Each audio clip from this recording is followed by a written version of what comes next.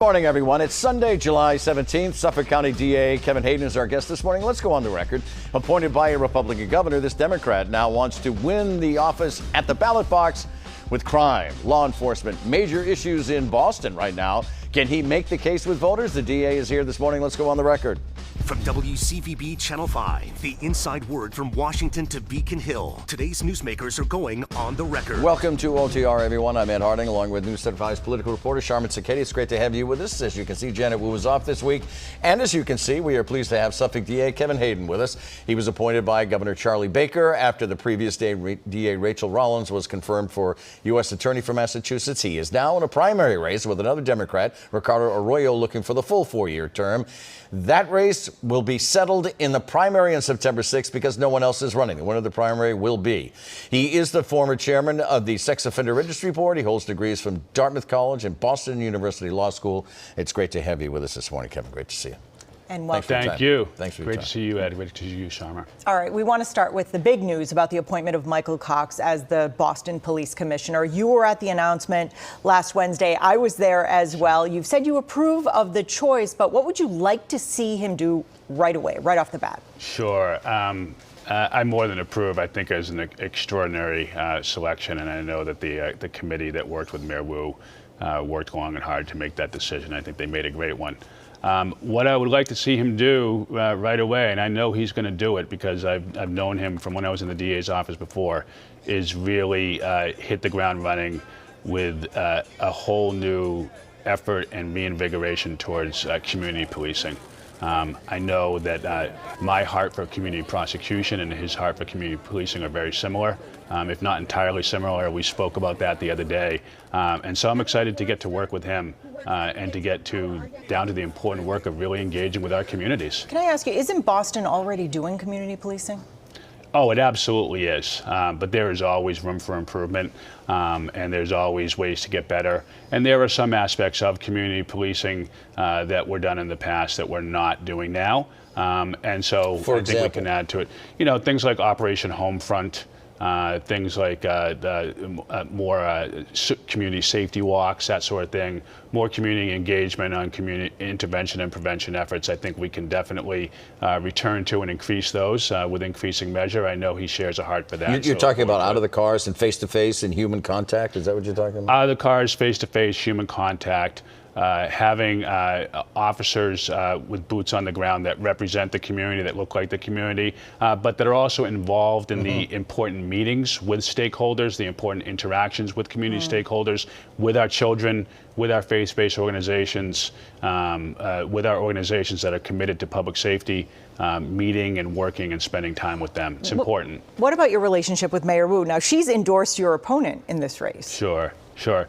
Well, we're getting to know each other. I don't profess to know her very well personally. That's the sort of thing that takes time, right? It takes time and takes effort, and I'm sure that we'll get there when I win this race. But we know, and we've had this conversation, we have to work together and be professional and get the job done.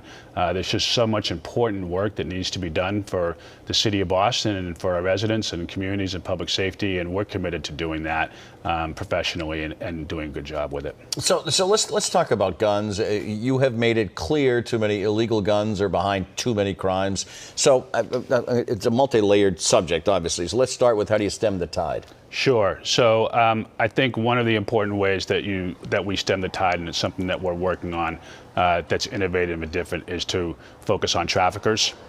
Focus on trying to get those guns out of the hands of traffickers before they even hit our streets. I had an incident several months ago with a guy coming off a train from Tennessee with a duffel bag full of firearms, full of large capacity feeding devices, and a gaggle of ammunition, right? That's a trafficker. That's not a gun possessor. And that recovery means that all those guns didn't get into the hands of young people in our city, or people in our city, period. But for one that gets caught, how many get through? How many get past? Sure. I mean, that's hard to say. I mean, I know this. We have way too many guns on our street right now.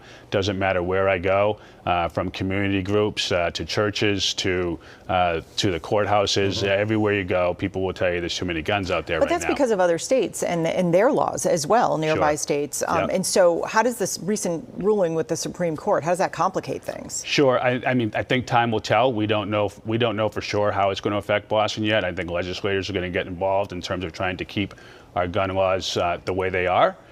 So time will tell. But yes, we are always concerned about states where gun laws are less stringent, resulting in straw buyers and legal buyers getting guns that are then flowing into our neighborhoods. So over 60% of the guns that are on the streets in Boston come from another state. Over 60%. Over 60%. I want to talk about youth crime. We've seen sort of an uptick in that sort of thing. Young people engaging in assaults in downtown Crossing. We're hearing about guns in schools.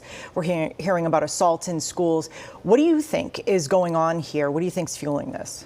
Sure. I mean, it's hard to say anecdotally exactly what it is. I don't think we have enough data-driven statistics to tell us what's going on. I think coming out of COVID, coming out of 2 years of seclusion for all of us, adults and children alike, I think is certainly a factor and an important one that can't be ignored.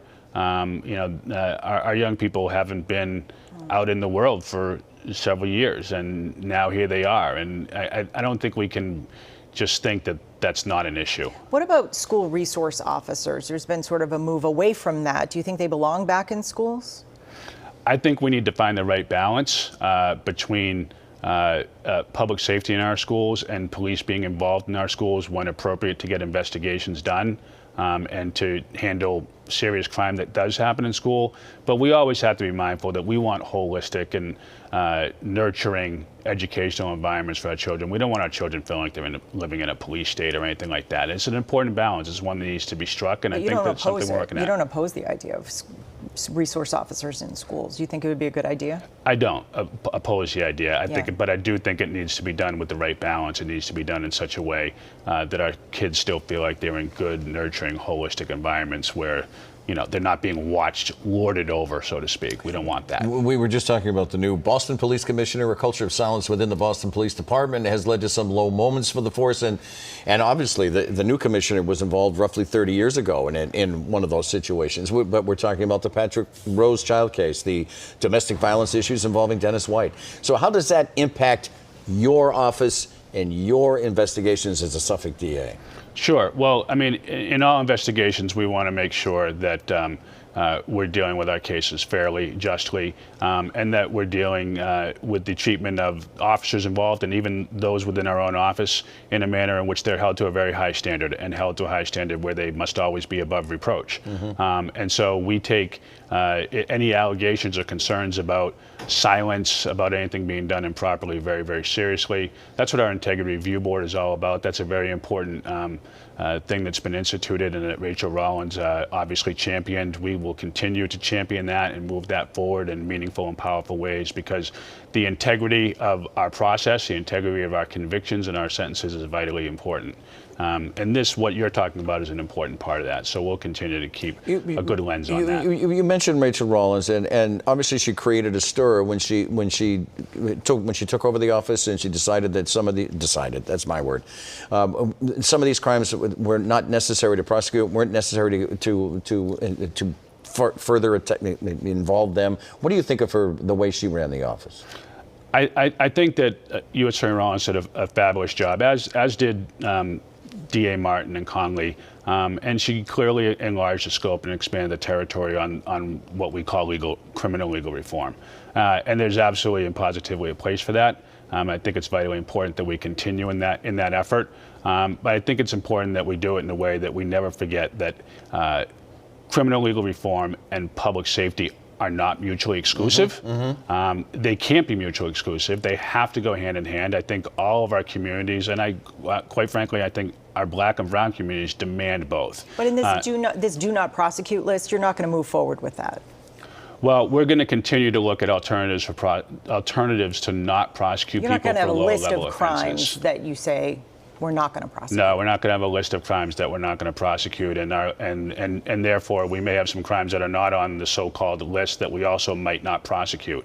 I think it's not so much about the list of crimes and a formulaic approach to not prosecuting those crimes, but more important to look at cases on a case-by-case basis.